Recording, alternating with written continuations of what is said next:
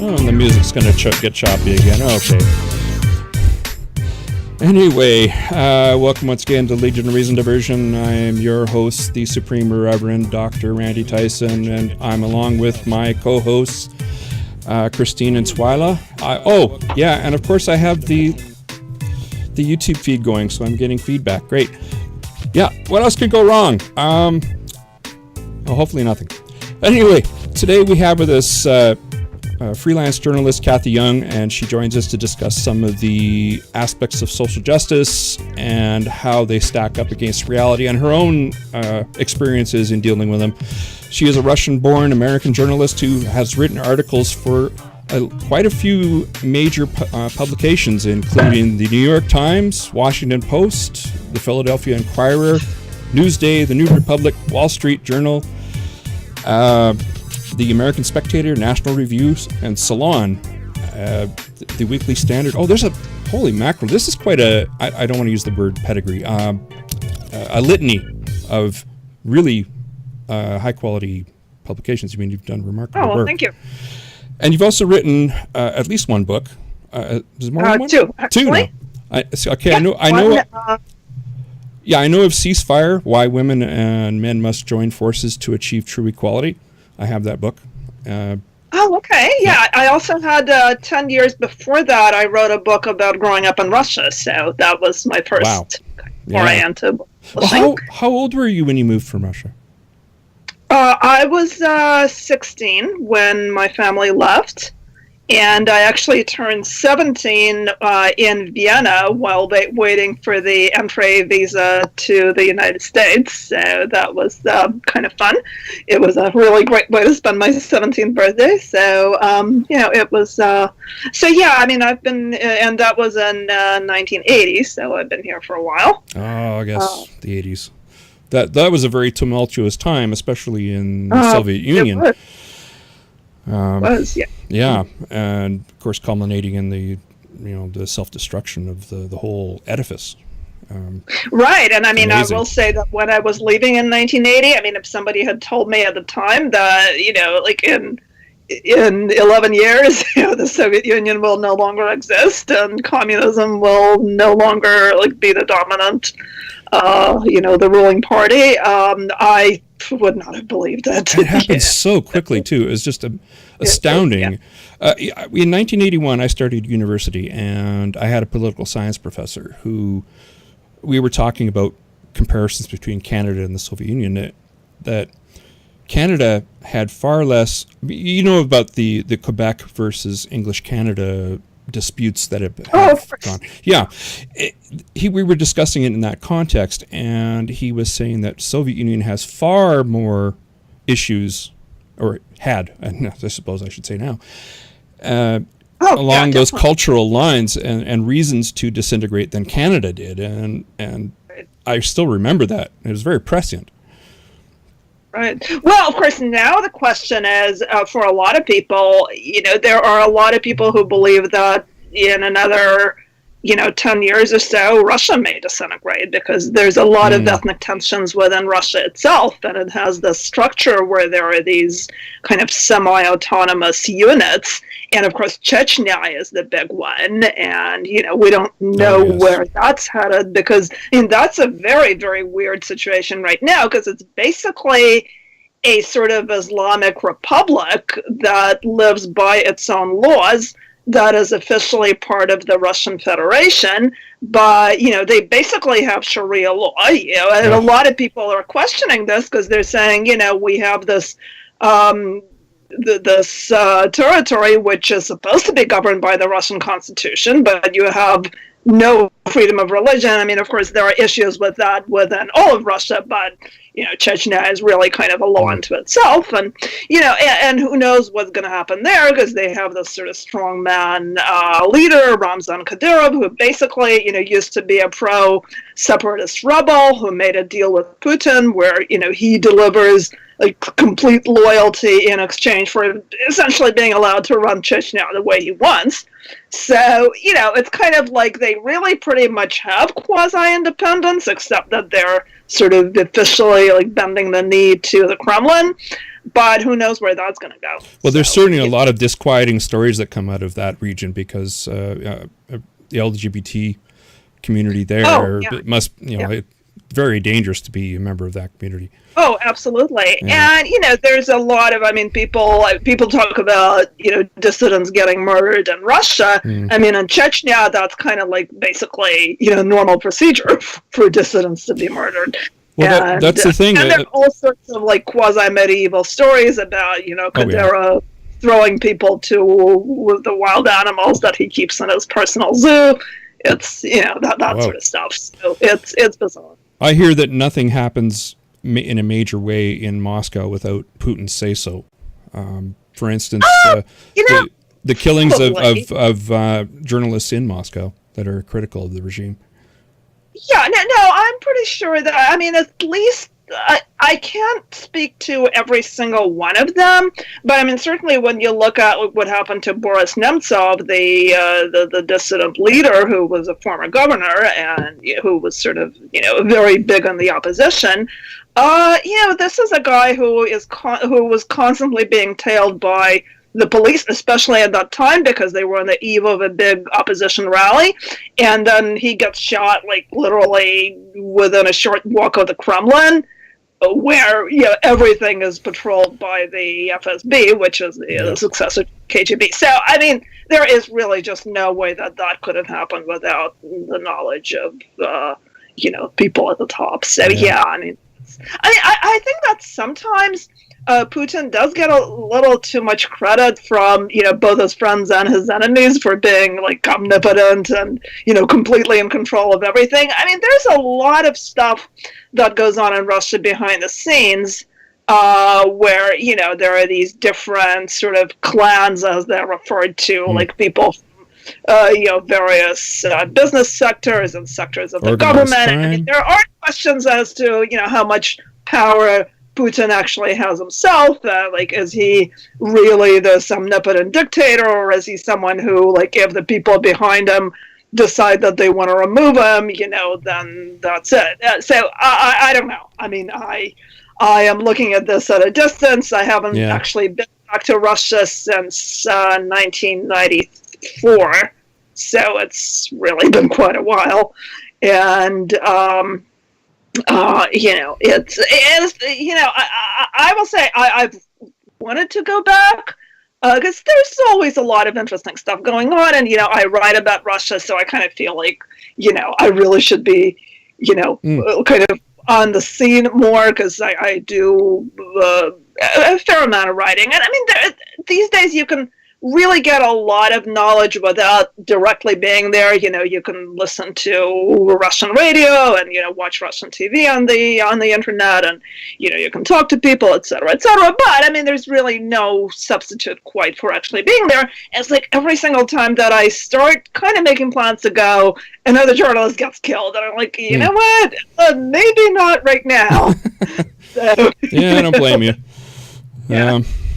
Yeah, it's at this point, I think it's actually quite possible that they just wouldn't give me a visa, because there are people, because I've written a lot of stuff that is critical of Putin, obviously, and I know that some people like David Satter, who is a journalist, an American journalist who's done a lot of writing on Russia.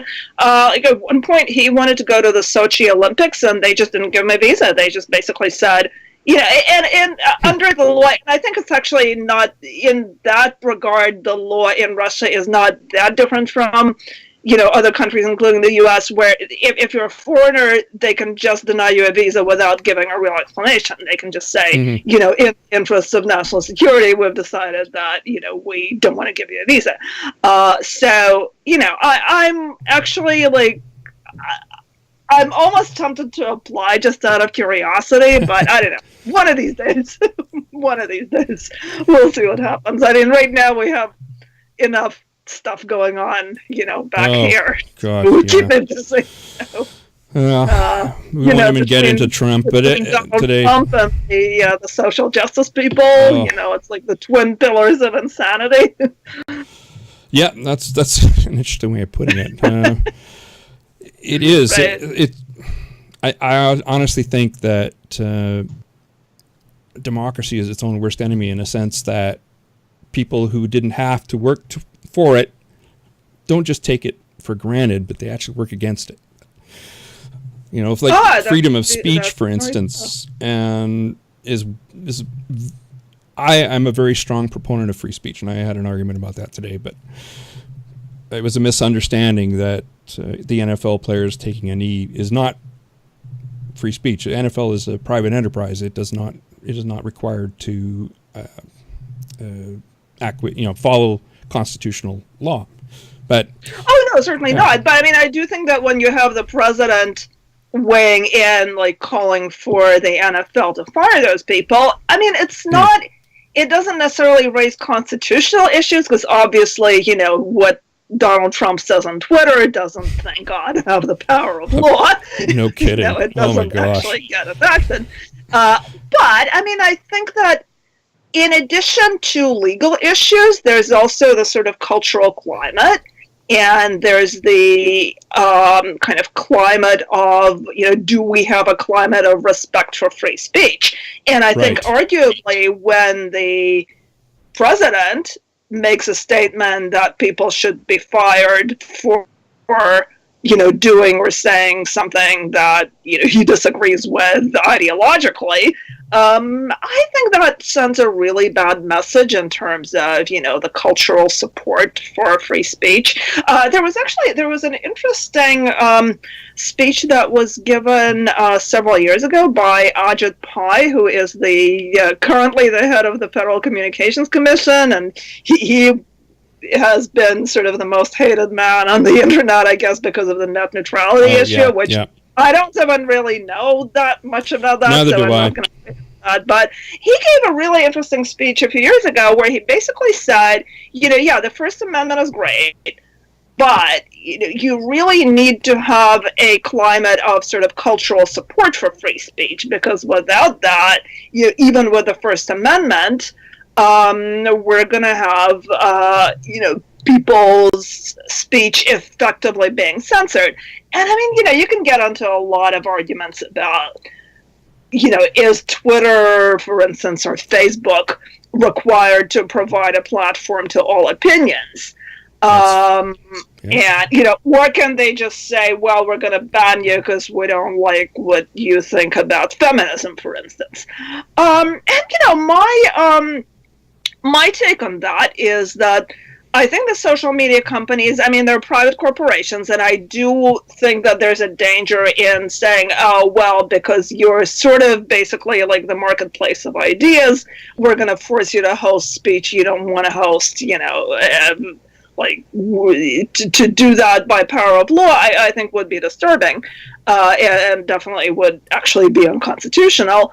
On the other hand, I mean, I think that there is such an issue, such a sort of question here, I guess, as you know, being honest with the consumer, basically. I mean, if you position yourself as Twitter does, as a free marketplace of ideas, and if you say, you know, we're going to provide you a platform, like, as long as you're not harassing people and so on, we're going to provide you a platform no matter what your beliefs are, you kind of have to follow through on that. You can't sort of present this image of yourself and capitalize on it, and then essentially kind of violate your contract with the consumers by, you know, banning people for being guilty of wrong things. So I think, you know, those are really interesting issues. I'm not sure that there are legal issues, because, you know, legally, I'm pretty sure that Twitter can do whatever it likes. I mean, you know, if Twitter said tomorrow, hey, you know, we're gonna from now on, you know, ban everyone whose name is Cathy, you know, they could do that. You know, they're a private company. I mean, as long as obviously they're not allowed to discriminate by, you know, race, gender, ethnicity, and so on, like the other, you know, the protected categories. But, you know, they can certainly discriminate if they want, based on opinion. But, you know, the question is, are they being honest with the public? And is it bad PR? I mean, does it have a marketing hit when you do that? You know, that's a business decision.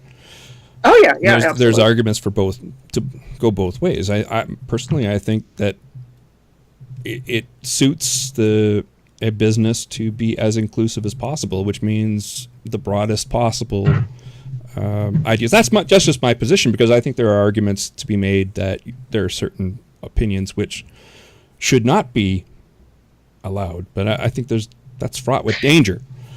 Yeah, well, it is definitely fraught with danger. I mean, I think that as far as hate speech goes, and I mean, I know that there's a lot of debate about,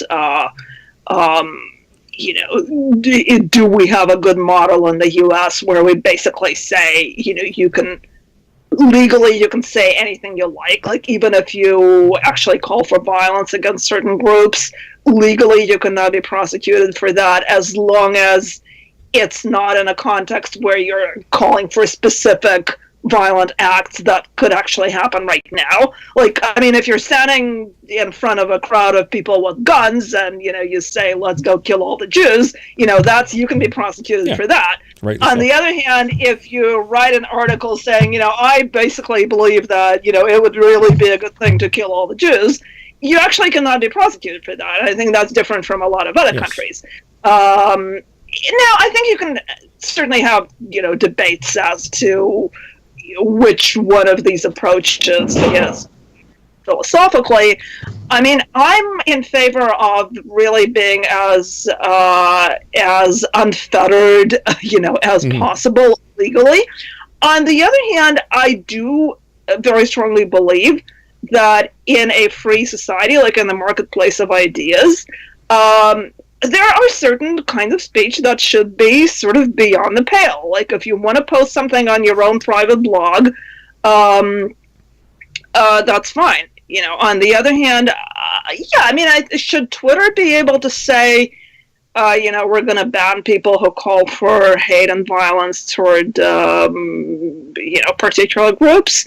Yeah, I mean, I think that should be okay. I mean, I think that it's important if they do that to be fair in enforcing this. Like, you can't say, we're going to ban people who call for violence against, specific groups based on demographics, and then allow people to post something about, killing all white people or, killing all men. That's a double standard. Yes. But, and an unfortunately common one now. Yeah, definitely. Strange. Similarly, I would also say that you're not, like, if you could argue, for instance, is a university obligated to, provide a platform to speakers with all opinions, like,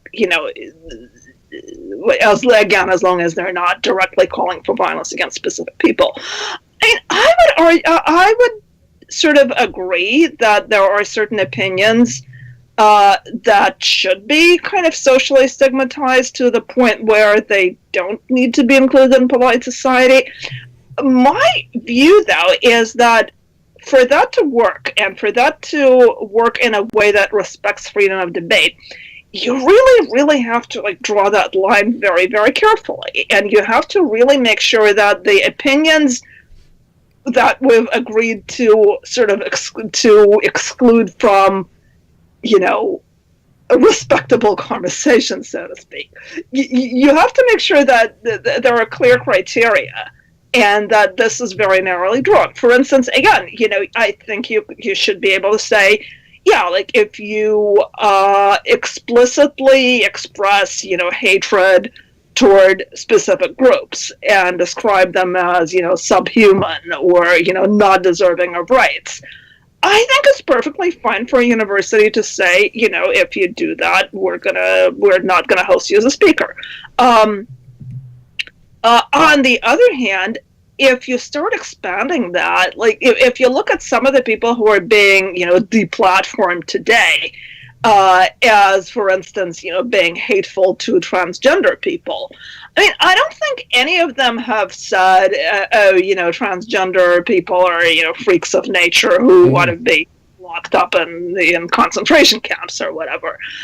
I mean, it's really more questions of, should we automatically respect a person's demand to be treated as a woman simply because they say so, even if, for instance, they happen to not only be anatomically male, but they really kind of look male, and, they don't even really make an attempt to pass as female, but they demand to be, for instance, allowed into female-only spaces simply by saying, yeah, I'm a woman. I think that's a legitimate debate, and I think if you try to shut down that conversation, it's, ironically, it's eventually, I think, going to empower the really hateful people, because once you've said that there's no difference between, let's say, criticizing some of the kind of politically correct dogma on race and being a white supremacist, eventually it's going to empower the white supremacists, the actual white supremacists, because, then they can say, well, we're no different from this person who says that, cultural appropriation is not a problem. So, it's ultimately really bad for everyone. Well, let's bring it back to where I wanted to start with, was the whole idea of Western society being a rape culture. And I've run into this so many times without any real substantiation for the claim. Right. To me, rape culture has to have certain characteristics. I mean, one, rape has to be socially accepted. I mean, that's what it means to be culturally, be a culture. Right. That women are not believed, and within due process, of course. That women aren't arrested for having sex out of wedlock as they are in right. Yeah. in the Islamic world. Do we have anything really in common with significantly? I mean, there's probably subcultures that exist where that might be true, but in general. Yeah, well, I think that, again, this is a case where, I think you can certainly say that, when the feminist movement kind of first began its critique of the way that rape was being treated, which was the 1970s, there were a lot of practices in the United States, which, I still wouldn't say that they amounted to a rape culture, but certainly they were often extremely unfair to rape victims. There's a lot of victim blaming. There was this idea that, if you invite a man into your room, and then you change your mind, well, you're really kind of asking for it. And I think there were a lot of factors that went into this, one of which was that there was a kind of notion that I think both women and men kind of subscribed to, that, women were not supposed to express an overly kind of candid interest in sex, and you were supposed to kind of put up a token resistance. And I think the idea behind a lot of this stuff, I think the one reason for it was that, for a woman to say no was really kind of an actual part of the sort of the mating game. And I think women, there's a lot of evidence. There were surveys as late as the 1980s, which showed that, I can't remember the exact percentage now, but a pretty high percentage of women, I think more than half, and these are even college women who are probably more kind of socially advanced than, the rest of society, actually said that they had at some point, basically said no when they meant yes. And I think that a lot of the norms, the legal norms that said, well, you really have to sort of put up a significant physical resistance in order to prove that you were actually raped. I think one reason for that, I think obviously it's very easy to see that as a victim blaming and putting women in a position where they have to physically fight back against someone who may be, very violent and much larger than they are. I think there was a kind of a sort of notion that, well, it's the way that we distinguish serious resistance from someone just being coy. And, I don't think that anyone was sort of pro-rape in the sense that they said, oh, well, it's okay if women get raped. I think it's more that there was a belief that, a lot of this sort of token resistance should not be confused with actual rape. I mean, if you look at some of the actual cases, yeah, I think there that were being tried at the time. There certainly were a lot of bad cases, and I think there was a very legitimate kind of push from feminists to change that. There was one case that got a lot of attention and actually resulted in, I think, the law being changed, in which the woman was basically, I think the guy gave her a ride home from not a ride home, but he was going to give her a ride home from a bar, and then he sort of took her key, stopped outside his apartment, took her keys, and sort of went upstairs. Oh, no, I'm sorry. She was giving him a ride. So he took her keys, went upstairs, and, started. She kind of had no choice except to follow him. They were in a bad neighborhood. So, I mean, I'm not going to go into all the details, but there was a clearly very threatening situation where he started, making very aggressive advances.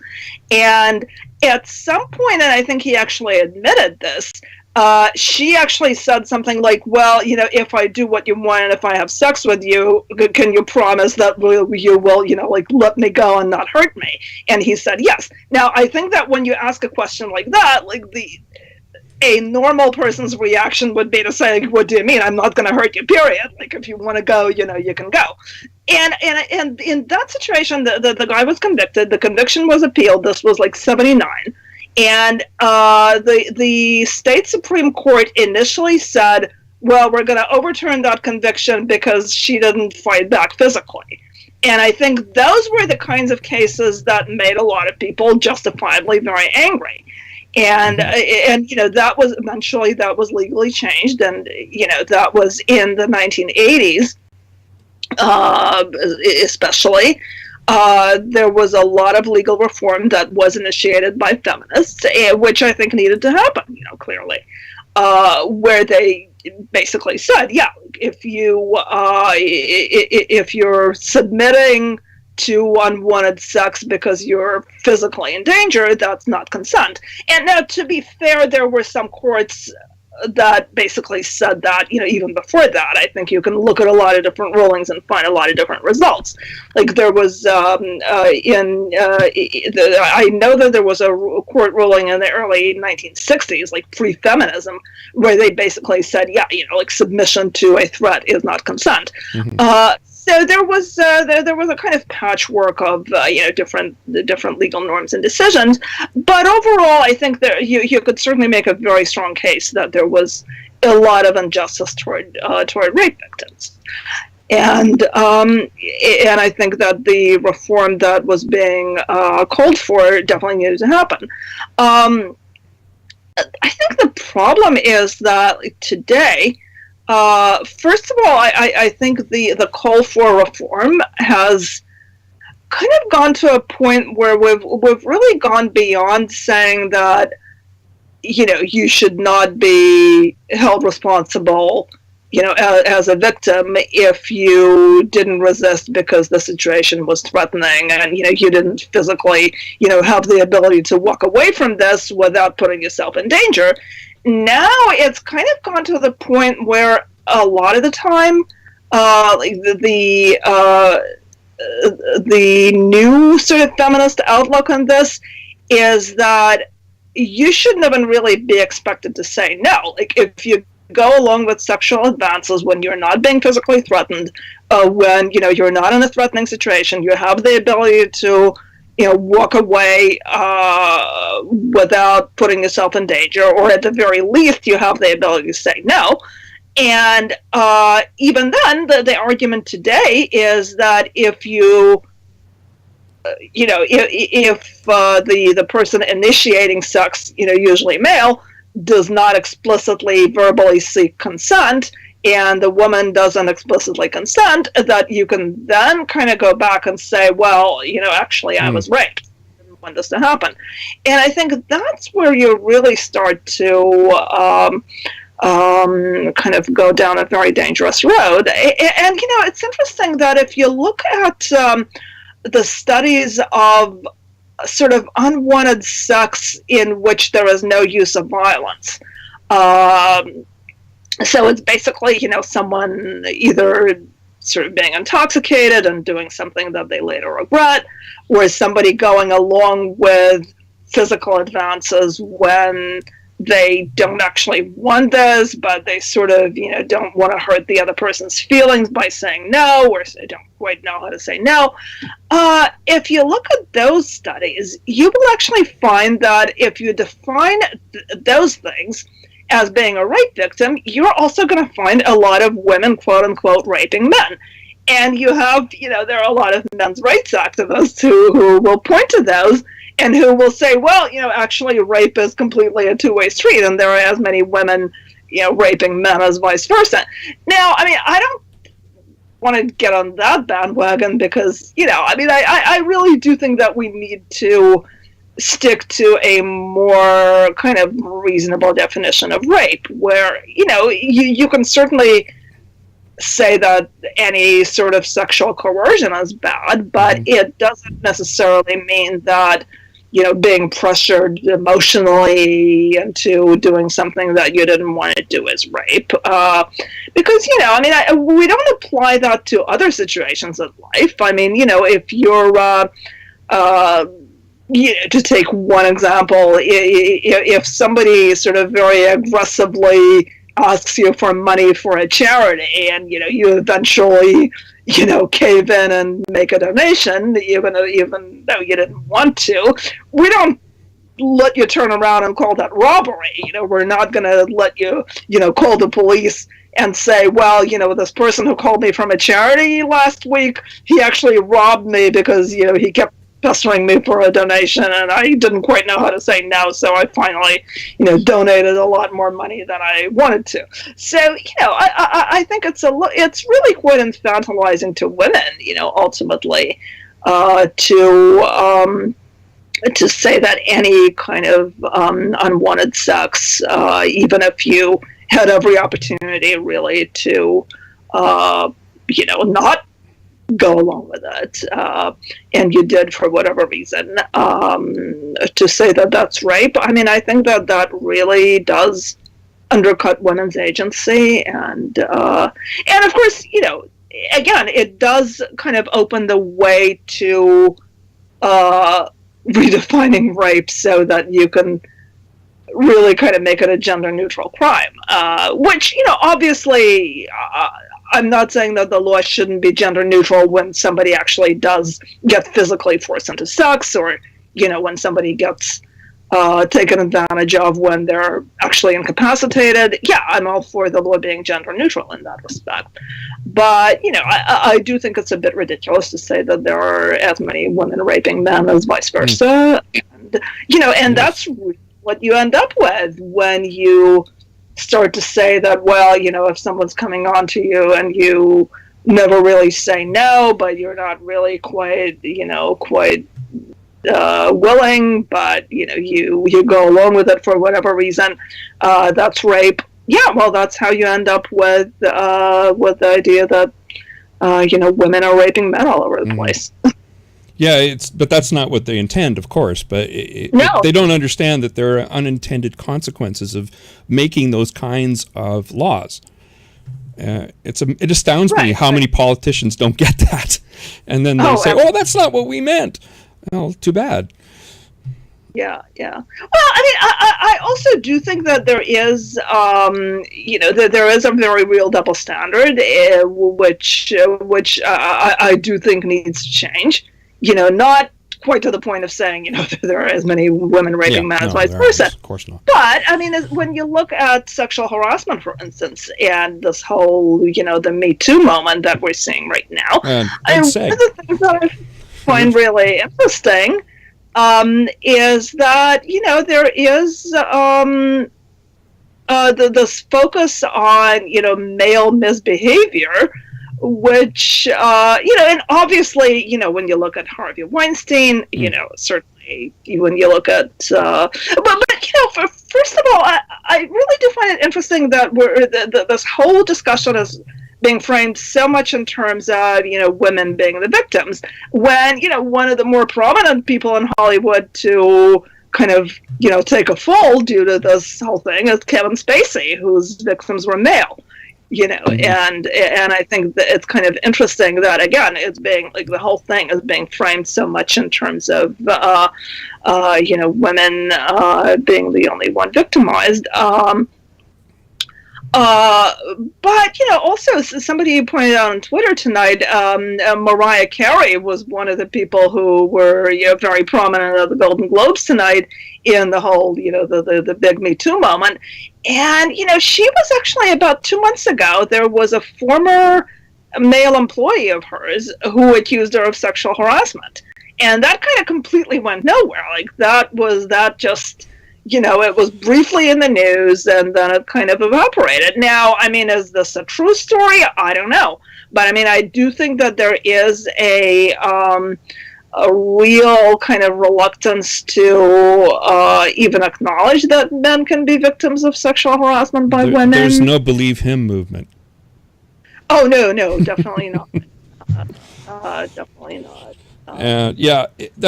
And this is kind of where I wanted to steer to, is that you wrote in December a piece about the Me Too movement, and there's also a quote from you in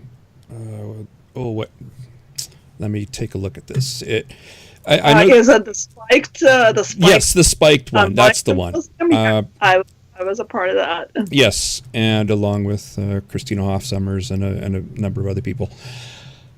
Women specifically, and you had some reservations about the Me Too. Right. Well, movement. Part of it is what I just said about the double standard. I mean, I think that there is.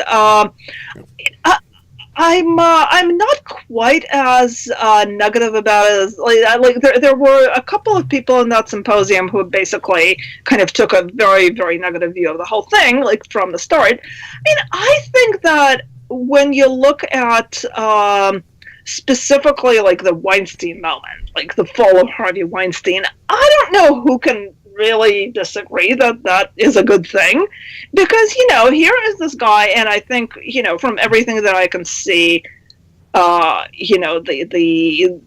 don't know if all of the accusations against Harvey Weinstein are totally truthful and valid. I mean, I don't rule out that some people may be getting on the bandwagon, but even if like 1/3 of it, or even like 1/5 of it is true, or one, still, this is really, really a horrible guy who was committing really horrible abuses, and not only in terms of like physically assaulting and abusing these women, but of employing his sort of machine to keep them from getting roles if they didn't go along. There were apparently several women, including Mira Sorvino, whose careers were kind of damaged because they didn't, they were not like quite as accommodating as he wanted them to be.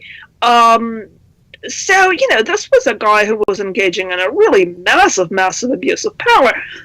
Yes. Now, what I will say, and I think it's kind of interesting, again, in terms of the gender angle to this, like with people saying, well, the whole Harvey Weinstein incident really proves that, women are not treated as fully human, and, men, like these men in power, like don't consider women to be people. You know what? If you look at the well-documented history of how Harvey Weinstein treated people around him, I don't think he considered anyone to be really human, other than himself, I mean, I think it's a little bit like, when people say that Donald Trump is a misogynist, I think that's kind of beside the point, because I think he's a complete narcissist, and, who treats everyone like crap, and it's really kind of the same with Harvey Weinstein. I mean, obviously his sort of sexual depredations were directed at women. Now, if he had been bisexual, I assume that they would have been directed at both sexes. Yes. As it is, he did a lot of really horrible stuff to women. He physically assaulted a number of men.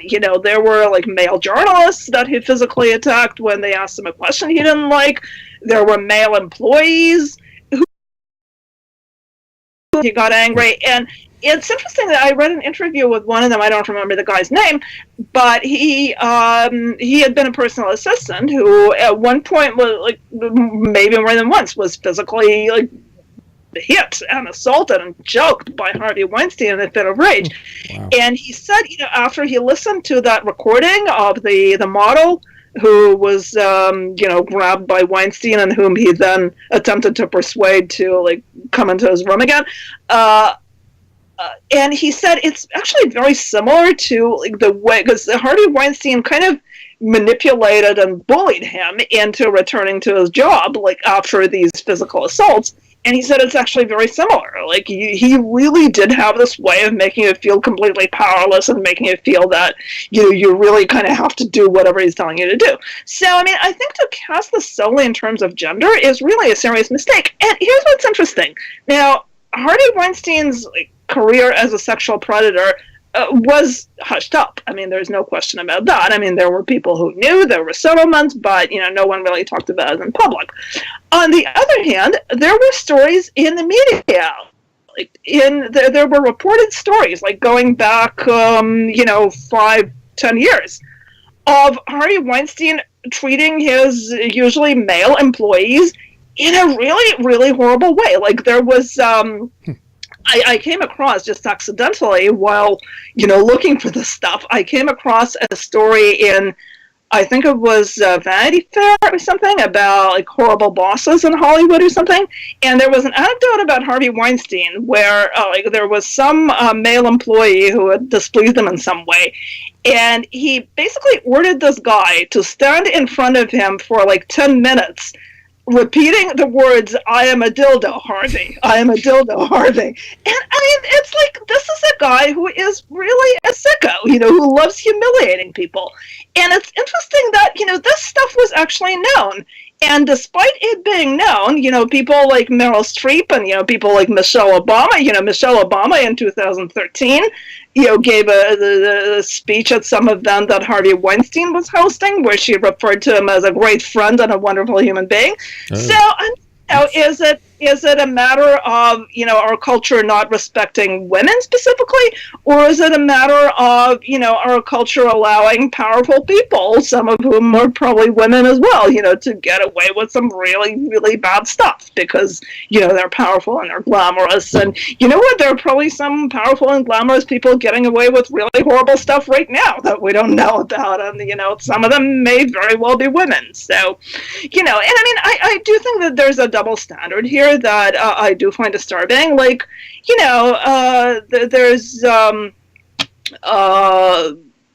Amy Schumer has told stories of, her sexual escapades, some of which, I mean, there was actually an interesting debate a few years ago where, some people said, wait, like, did Amy Schumer just confess to raping a guy? Because she told a story about, having a crush on this really cute guy. I think this was in college, or maybe not. But apparently she had this unrequited crush on him. And at some point, like, they were at a party together or something. And he wasn't, or I think she went back to his room or something. And he wasn't, like, according to her, he was so drunk that he, like, practically passed out on the bed.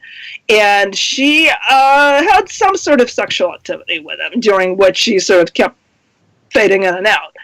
And, I do think that if a guy a male entertainer had told a story like that, he'd be toast. Mm-hmm. So I think it really is a double standard. Lena Dunham has some stories where, again, there was a kind of controversy a few years ago where some people felt that she had essentially confessed in her book to molesting her sister. I mean, I personally thought it was overblown. The worst of these incidents that involved physical touching took place when, Lena was like 7 years old and her sister was 1. So, I mean, I really don't, I'm not on board with, like, trying to paint children as child molesters. I think, that's a really horrible trend, and I don't want to be a part of that. But On the other hand, some of the stuff that she did when she was a teenager, again, if a male entertainer had confessed to that, he'd be very much kind of pilloried in this Me Too moment. And so I think, the double standard bothers me, the kind of the trivialization of sexual harassment really kind of bothers me. Like some of the things, again, you obviously have Harvey Weinstein, Mark Halperin, who's a TV journalist, was accused of some really, really bad stuff, which he doesn't really quite deny, like exposing himself and grabbing women and so on.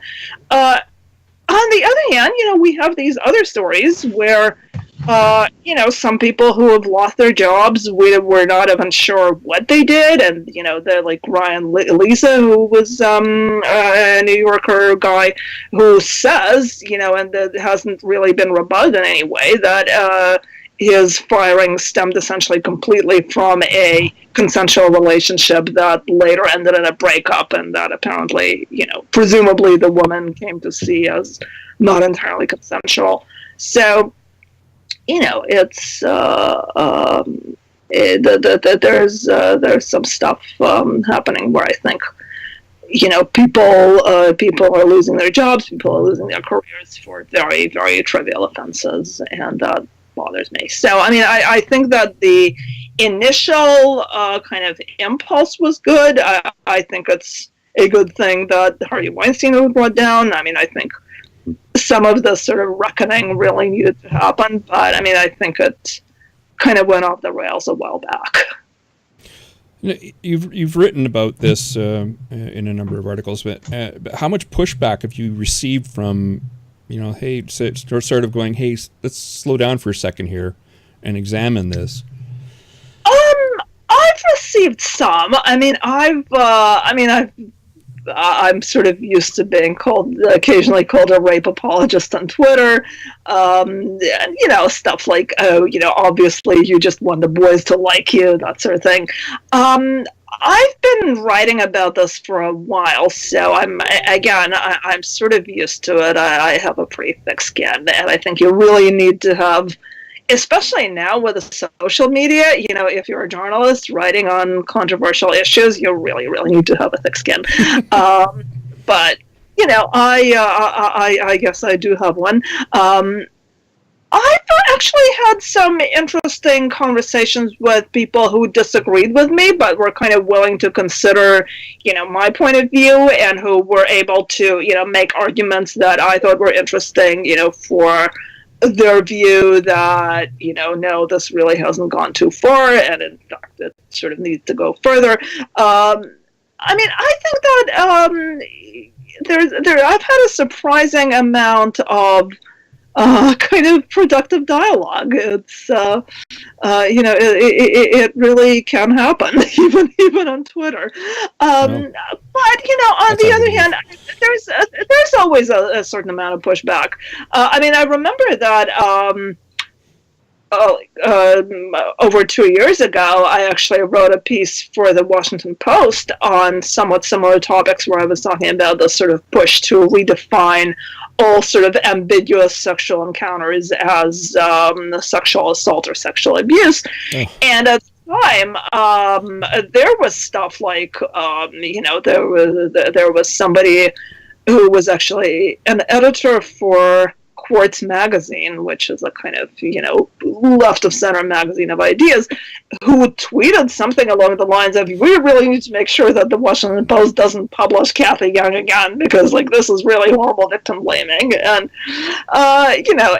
then I actually retweeted that, and I said something sarcastic like, wow, this is really great openness to ideas from an ideas editor for a magazine. And then, she got some pushback, and I think, she complained about being harassed. So, yeah.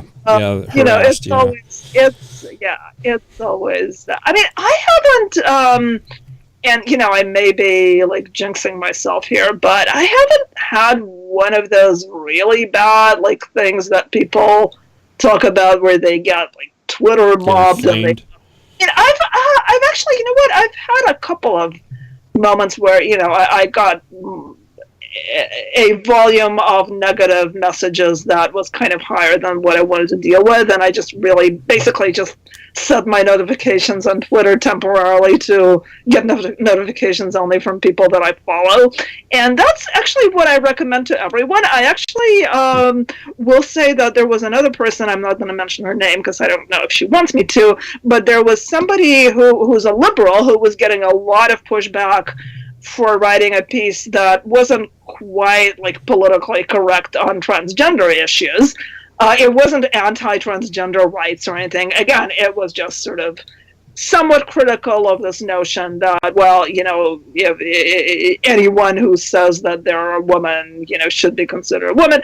Anyway, so yeah, she was getting a lot of nasty pushback on Twitter, and she was actually going to leave Twitter over this. And then I said to her, like, do you actually know that you can change your Twitter settings so that you only get notifications from people you follow? And she was like, no, I didn't know that. So, I mean, I actually kept somebody from leaving Twitter, which I feel very, very happy about. Right. When you're obsessive compulsive about all these notifications like I am, it's a good thing to have. I think people, and I don't want to minimize anyone's experience of like being Twitter mobbed. I mean, I think the only time when it's really dangerous, I mean, other than like obviously if somebody makes credible threats of violence, that's a bad thing. And yes, I did have one incident of somebody leaving me a kind of vaguely threatening voicemail that I reported from the police, but that actually came from not from the left, it came from the alt-right. So, that's sort of the other other end of the horseshoe, so to speak. Flip side of the same coin, yeah. But other than that, I mean, other than like credible threats, I think it can be really dangerous if it gets to the point where like it can destroy your reputation, and like if people are doing something that actually can hurt your career, like if you think that I think you can be put in a really bad situation where either you feel you have to respond to accusations of bigotry, or like you're going to get painted as a bigot, and you're not going to get published anymore in like reputable publications. I think in my case, because I already write about controversial issues, it's not very likely, because I think most editors, like anyone who wants to publish me, they already know that I'm sort of not. I'm not on the social justice train. So, and it's funny because people, a lot of the time people will say, well, how can you use social justice in a negative sense? Like, how can you make that a pejorative? Well, like what are you for, social injustice? So I'm like, yes. Just because somebody uses a slogan that sounds really noble doesn't mean that it's actually a good thing. I mean, that's a little bit like, like a Trump fan saying, well, what's wrong with making America great again? Exactly. Well, this is a common tactic of the social justice movement, is that, well, like what? You don't like my brand of feminism, but aren't you for equality? I'm like, yeah, I'm not sure what you mean by equality, though. That's the problem. Right. And then you have some people who call themselves egalitarians because they don't like what feminism stands for today, because they feel that feminism stands for, a lot of male bashing, and a lot of the time it does. And, and then you get people saying that, oh, well, if you call yourself an egalitarian, you're really just a men's rights activist who is, as a misogynist. So, it does get pretty raucous at times. But, yeah, the labels get slapped around all over. Have you found that a lot of these words like misogynist or racist, they get so overused that they've started to completely lose their power. Like, of course, nobody cares anymore. Yeah, of course. And that's the irony. This is something that people don't realize. Like, if you've said that, and I've actually seen this claim that basically, like, if you're a white person in our society, you're a white supremacist, because you benefit from, white privilege. Well, so how do you expect, like, the term white supremacist to have any meaning when you've just said that any white person is a white supremacist? Yeah. So, I mean, if you do that, what do you say when you see an actual white supremacist who says, I think black people are animals who, well, they're don't Nazis. deserve equal rights and should be deported back to Africa or something. That's what do you say about that person? And then, if you say, oh, well, he's a white supremacist, that term has just lost all meaning. So they're not going to be that worried about being called a white supremacist anymore. And I think that's the problem. It's kind of like the same with the term misogynist. You do have these corners of the internet, like some of the pickup artist communities. The Rouge V, the infamous Rouge. Yeah. Yeah. And those people really are misogynistic. These are people who will say, hey, women are really dumb, and they're should be legal. Children. They can't be allowed to make any decisions for themselves, and they really need to have a man in charge. And if they're left to their own devices, they will just act like a bunch of monkeys. Okay, so. How can you, if you say so-and-so is a misogynist, that word has just lost all meaning. I've run into this myself, where I have,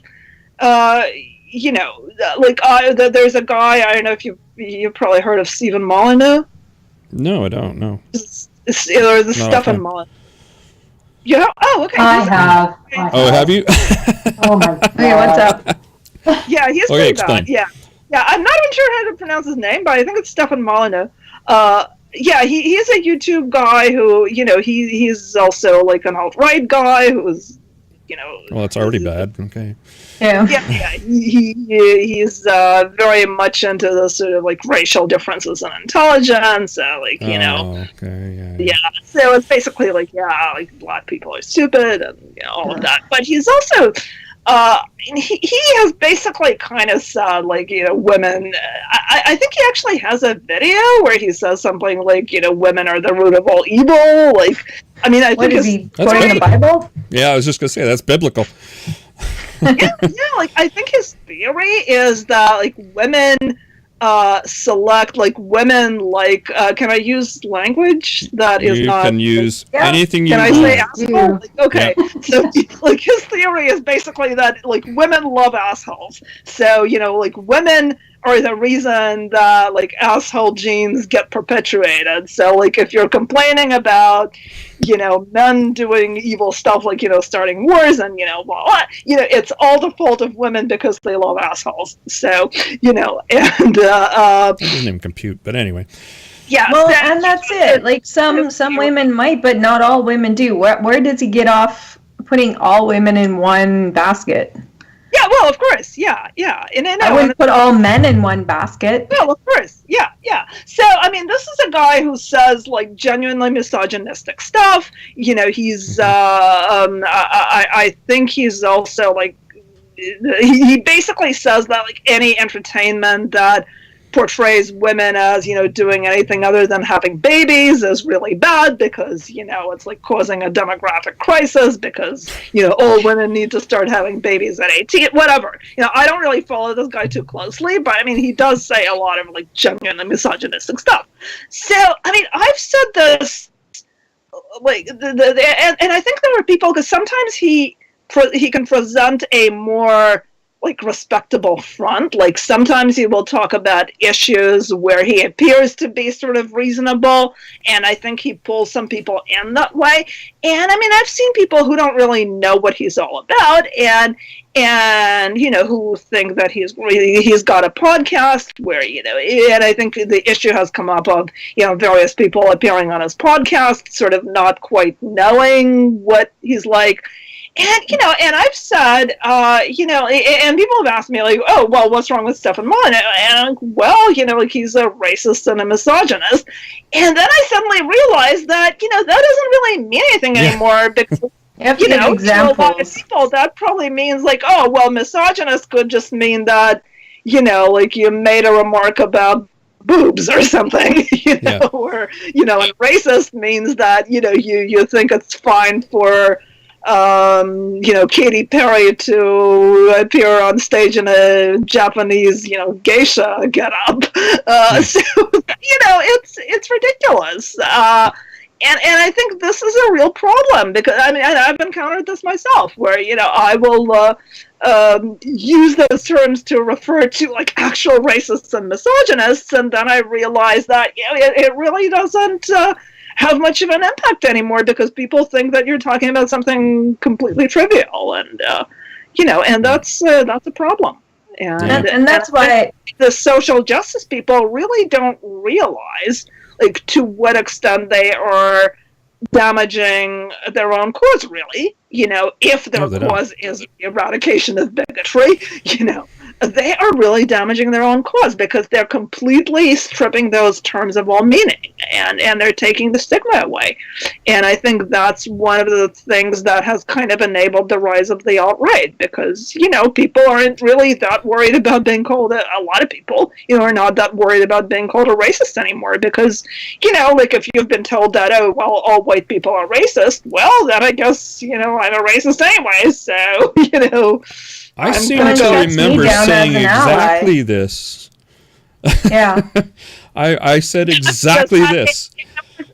At this point, somebody's going to say, oh, so you're saying it's okay to become a neo-Nazi because somebody said all white people are... No, I'm not saying it's okay, Exactly. I mean, I'm not joining a racist group. I mean, well, I'm Jewish, so I'm really not eligible for the neo-Nazi, they might be desperate. But I mean, even if I wasn't, I mean, I very, very seriously doubt that I'd be tempted to join the neo-Nazis. There are certainly the vast majority of people don't join the neo-Nazis, but I think there is a danger of, just as, I mean, it's kind of an interesting process, because on the one hand, I think that there are people who get drawn into the sort of social justice cult, and I do think it's a very, very cultish scene with, language policing and, people, just torn apart for unintended transgressions where they use the wrong word or something, and,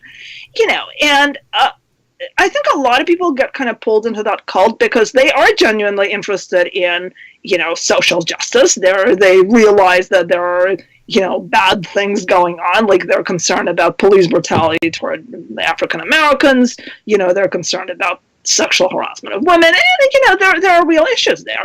And I think some people kind of start with that, and then they get drawn into this very cultish mindset where it's like you can, again, like, you can be called a racist for saying that it's okay to wear a sombrero on Halloween or something, and I remember that issue. In the same way, you have this sort of opposite process where I think there are a lot of people, again, especially young people, who get really kind of fed up with the extreme views that they encounter from the social justice crowd. They're fed up with being told to, shut up because you're a white male or something, or, whatever. And they go looking for, things that oppose that. That they go looking for kind of alternative opinions. And then they get on YouTube and, they find videos by, social justice critics, some of whom are perfectly okay.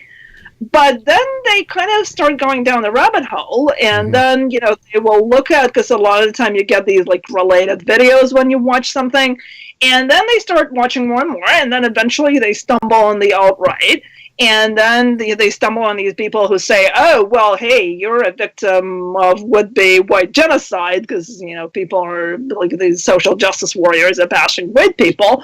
And then they get kind of drawn into that. And I think it's really the opposite process, where I really do think that the sort of white male bashing that is going on, I think, is pushing a lot of people toward like far-right extremism. And again, I'm not saying it's okay. I'm, not saying it's all right to become a racist because somebody said, you're racist if you're white. But I think you have to recognize that sort of extremism tends to generate extremism. Well, I think that is a large part of how Donald Trump got to be where he is. I mean, you've got to admit that was with the most unlikely result possible. Oh, yeah. And actually, there was an article the other day. You probably know Quillette magazine, right? It's Yeah. Oh, I love Quillette. Yeah. They write a lot of really good stuff. They do. And they article the other day, I can't remember the author's name, but basically the gist of it was, and this was based on a study that this guy had done, where he said one of the really strong correlations, apparently, was between, if you do studies of voter behavior, like voting for Trump was very strongly correlated with like disliking political correctness and being concerned about. Oh, they were saying people that came out of the voting booths were saying why they voted for Trump, and that was the primary reason. Yeah, well, I don't know if it was the primary reason for everyone, but I mean, I've encountered those people. I at one point I interviewed. I did a piece on women who voted for Trump at one point, and I interviewed a couple of, interestingly enough, a couple of college students, and it was funny because like the other women that I interviewed were quite happy to have their name out, but these women, both of whom were college seniors in New York, they were like, not only did they not want their name used, but they didn't want anything like identifying used that could be possibly, could possibly help somebody track them down, under their real name. Because they were like, well, I may be going to grad school, and if people know that I'm a Trump voter, that's just going to kill my academic career. And political correctness was really one of their main concerns. And so they want to be able to get away with being racist, i.e. No, it wasn't that. It was no. Well, that's what most of them want. Like they want to be able to say racist things without consequence. No. I don't think they were interested in saying racist things. I think it was more like they were like they were thinking that, well, anything that I say, can be interpreted as racist, and then somebody's going to go after me because of that. Like, because, for instance, like, I think it's okay to, dress up in a Halloween costume that, that references another culture or something like that, or, like, I think what politically incorrect things did they want to get away with without consequence? Well, I think it wasn't so much that they wanted to get away with something as they felt that like they were being forced to agree with views that they didn't agree with, in college. Like one of them specifically mentioned that like the kind of turning point for her was when they had this freshman orientation workshop, in which like everybody in the group was told to step forward and like discuss their privilege, and she felt like that was a really and I mean I would be so she votes for someone who's extremely privileged. Like, I don't understand this logic. I am not saying, by the way, I mean, I think it's a really bad reason to vote for Trump. I mean, I think any reason to vote for Trump is a really bad reason to vote for Trump. So, I mean, I'm not excusing that. I mean, I think that, and it was... Like, they're happy he's so unpolitically correct, he's openly racist, openly pussy grabs, and they want to be like that too? No, I mean, I agree with you that it's a stupid reason. I don't understand the logic. They voted for him in spite of those things, though, Twyla. They didn't vote because of those things. They voted in spite of those things. And that's the mistake the left makes in identifying people that voted for Trump as being all racist and all sexist. It's not true. Right. They want to. Again, I'm not but Twyla, understanding. The alternative was worse. That to them, that was the thing. The alternative was worse. And I will say, I mean, I think that those Democrats are all jackasses where you have to be politically correct 100% of the time, or you're going to get fired. It's getting that way. I think that was their feeling. Yeah, and I mean, I will tell you. I mean, I think that all women were very naive. Democrats, where are they getting this from? I think if Sanders had run against Trump, it would have been undoubtedly the case he would have won. Undoubtedly. Yeah. Hillary was just a really bad candidate. He would have done better. She ran a terrible horrid campaign. And Trump, watching those debates, there was a few times I said, oh shit, that's a pretty good line. He came, And he talked out both sides of his mouth, so he appealed to everybody. That I don't want to get into right now, but I do want to say, I think that those specifically the women that I interviewed, I thought they were pretty naive, and one of them specifically said, and I thought that, oh my God, this is so ridiculous, where I asked her, she was the daughter of an immigrant, and I said, well, how do you feel about I'm remembering this now. We talked, the interview that we did was right after the Muslim ban, right after there was this. The Muslim ban that was not a Muslim ban. Well, that's fine because it's not politically correct. It's awesome because it's not politically correct. Here's the funny thing. She actually said, well, if I had known that he was going to do that, I probably wouldn't have voted for him.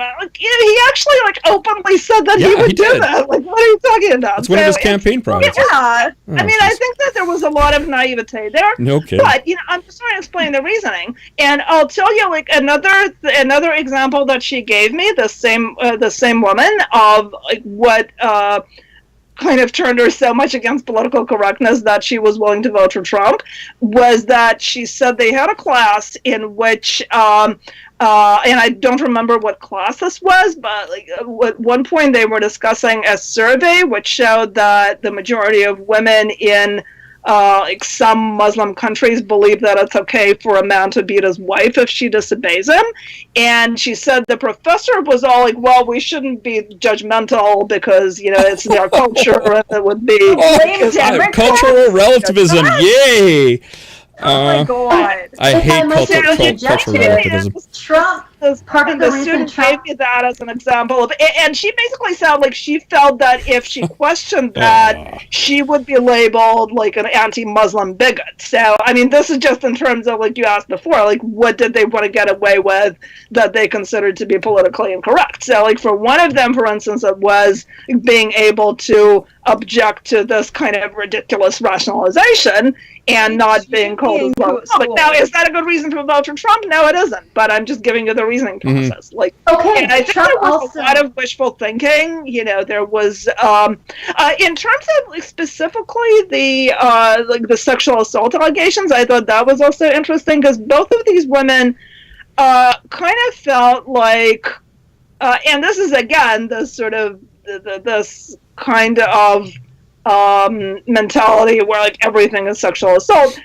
They were saying, well, I didn't really make too much of that because there have been, there have been a lot of sexual assault allegations on my campus that eventually just turned out to be somebody being drunk and, doing something that they regretted when they were sober. So, I don't really put too much stock on this. I'm well, this is not really quite what it was in Trump's case.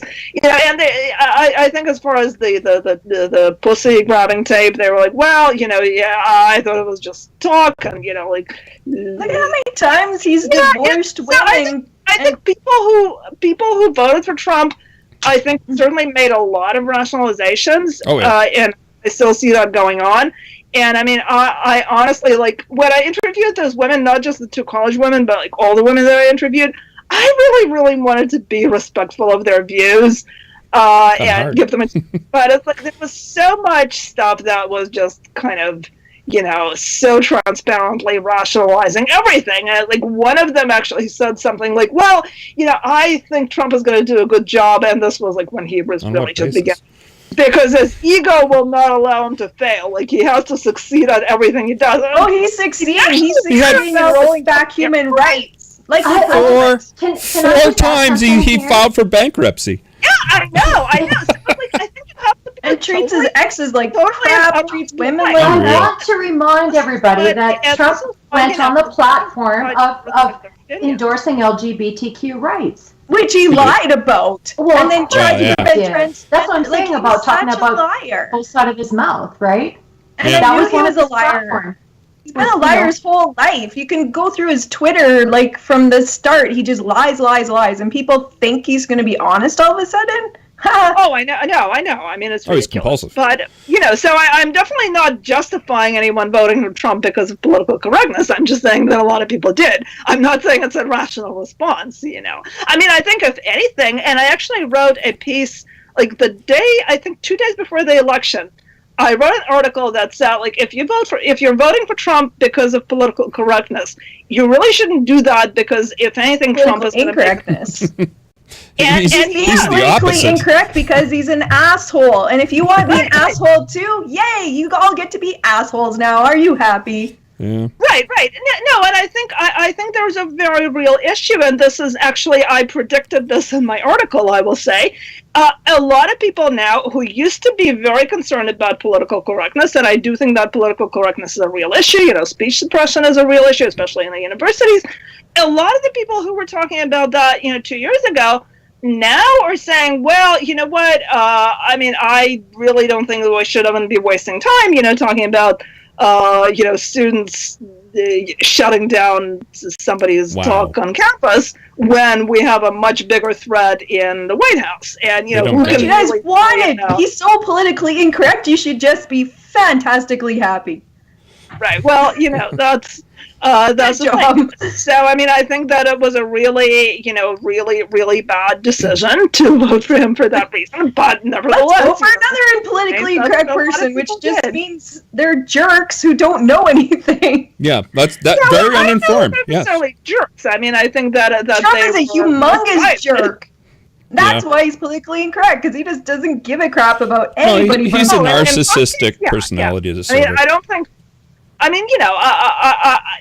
is the funny thing, because I think there was a kind of line of reasoning from the kind of PC crowd that I never liked, like which was basically, political correctness is really just about treating people with respect. Now, if you look at a lot of what goes on, in the universities and in popular culture, that's not really quite what it is. It's really, it's much more kind of repressive than that.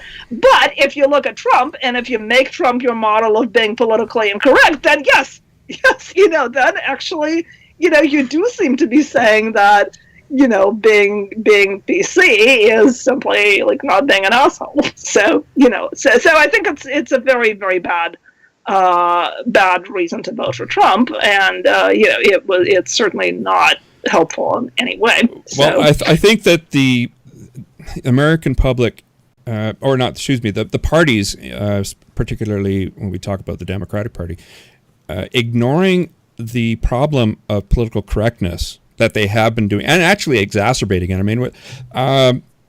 One of the chairs of the DNC, I can't remember who it was tweeting that if you don't like Linda Sarsour, you have to deal with me. And I'm just like, okay, bring it. Yeah, exactly. I have big problems with Linda Sarsour, as anybody who listens to the podcast knows.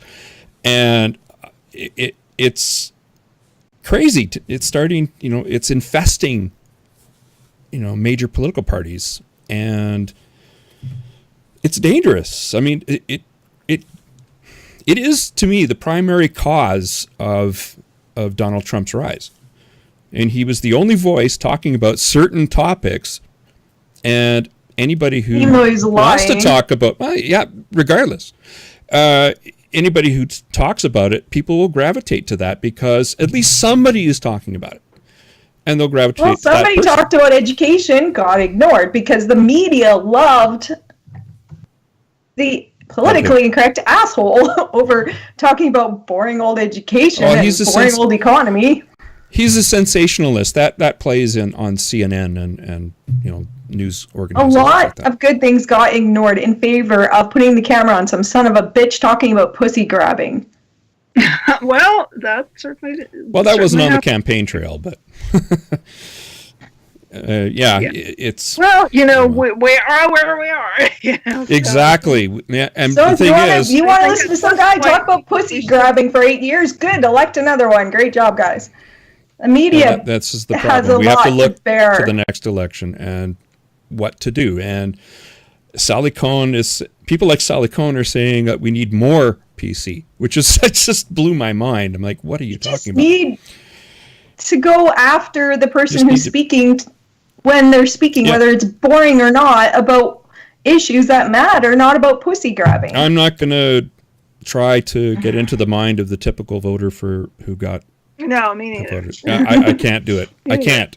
I just can't. It just is beyond my ken. But anyway, we've been doing this for an hour and 22 minutes. Do you want to end it here? And I want to know what feminism is supposed to be. I'm so confused. Sure. That's why I'm here today. I can't say I'm a feminist. I'll get creamed by somebody else. I can't say I'm not a feminist. I'll get creamed by another person. To me, I'm in USA and Canada. We're doing pretty well. That's a good question. Because yes, to me it's about equality, but now feminism, I don't know what it is supposed to be now in USA and Canada. I understand that feminism is very important in places where women are actually repressed and can't speak and can't drive, but what is feminism supposed to be now in USA and Canada? Well, I personally prefer to not get hung up on labels. I will. I often get asked if I call myself a feminist. I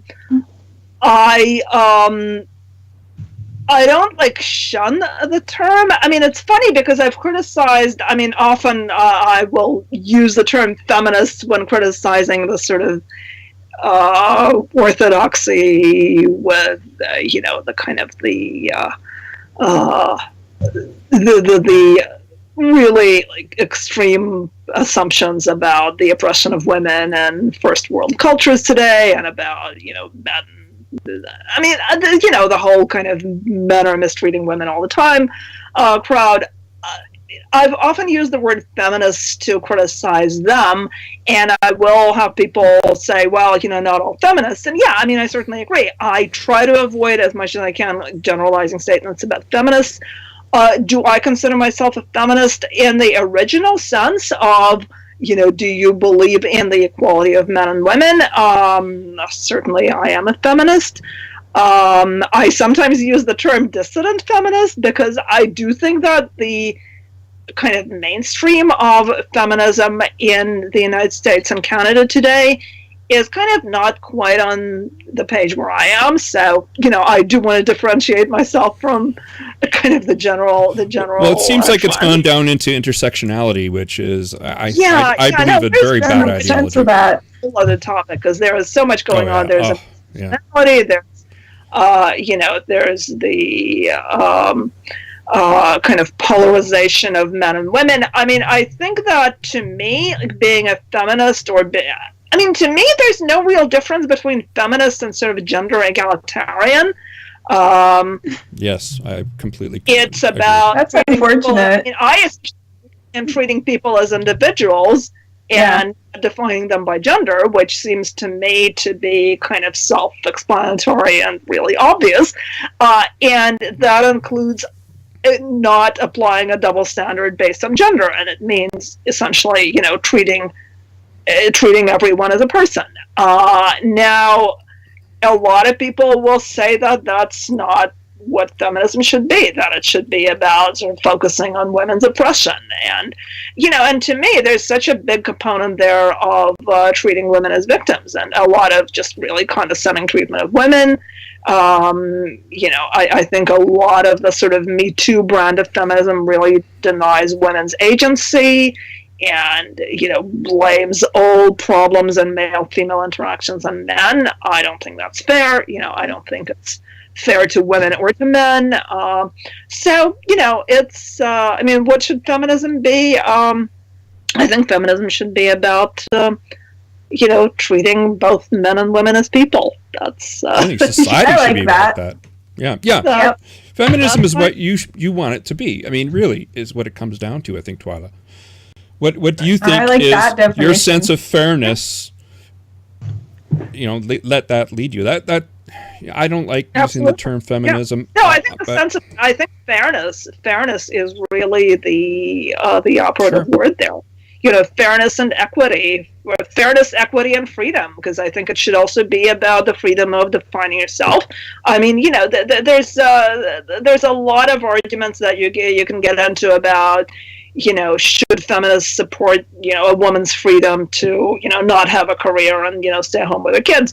Of course. Yeah. I think it's about choice. Exactly. It's about choice. I think we should also support the man's ability there's still, I think, a lot of stigma attached to men, not kind of being in traditional male roles. And I think if we support that freedom for women, we also need to support it for men. And I think that there's, to the extent that there is, in our society, I think certainly sexist attitudes still exist, but I think they exist among both women and men. And I think they do kind of cut both ways. I think there are a lot of biases, there are a lot of sort of stereotypes and prejudices that apply to both men and women, and I don't think you can really just look at one side of the issue. And I don't want to say because you get some people on the men's rights side who will essentially say, oh well, men and women have always been equally oppressed.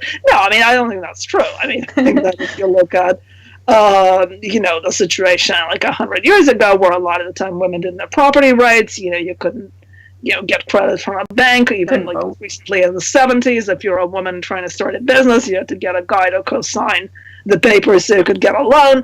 There was a lot of like really, really discriminatory stuff. Oh, absolutely. If you look at the problems today, there are problems that face women. There are problems that affect primarily men. I think there are very real issues, for instance, of boys in schools not doing as well today as girls are, and I think that's a real issue that needs to be discussed more. There are areas where discrimination exists against women. There are areas where discrimination exists against men. Heresy. There's So I think fairness, equity, and freedom for both women and men really should be the operative. That's pretty much where I'm at. Yeah. I'm glad we're all on the same page with that.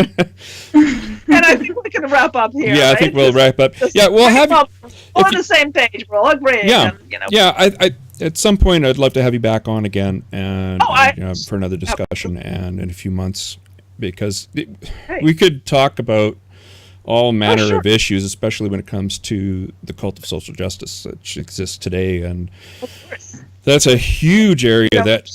More stories in the news. Well, it greatly worries me in terms of, I went through the university. When I went to university, and of course I'm dating myself now, there was none of this. Just none of this. And what happened in the interim? I don't know.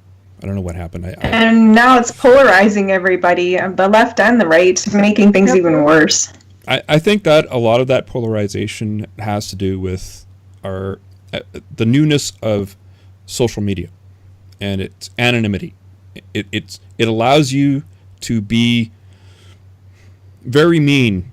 That things that you would not do in person, you will do on social media, and it actually does affect you. You start to get meaner and meaner, and I notice it in myself.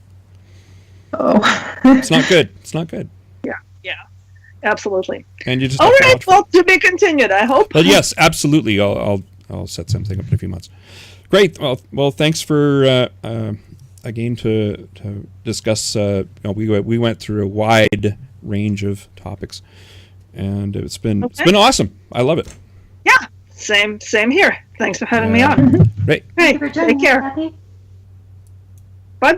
Did you want to ask me something? Sorry. No, I just said thank you so much for joining us. Listening to the Legion of Reason diversion coming to you from Alberta, it's going to cut out again. If you enjoyed this episode, all right. Well, thanks for so guys. Consider subscribing to our bi-weekly podcast on iTunes and other podcatchers. Even better, subscribe to our YouTube live session, where you can join in on the discussion. I'll edit it. Giving us a listen. Yeah.